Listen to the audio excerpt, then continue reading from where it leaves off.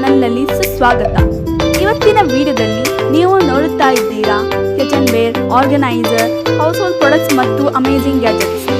ಇದು ನಿಮ್ಮ ದೈನಂದಿನ ಕಾರ್ಯಗಳನ್ನು ಸುಲಭಗೊಳಿಸುತ್ತದೆ. ನಿಮ್ಮ ಮನೆಯ ಕೆಲಸಗಳನ್ನು ಮತ್ತು ಕಿಚನ್ನ ಎಲ್ಲ ಕೆಲಸಗಳನ್ನು ಸುಲಭಗೊಳಿಸುತ್ತದೆ.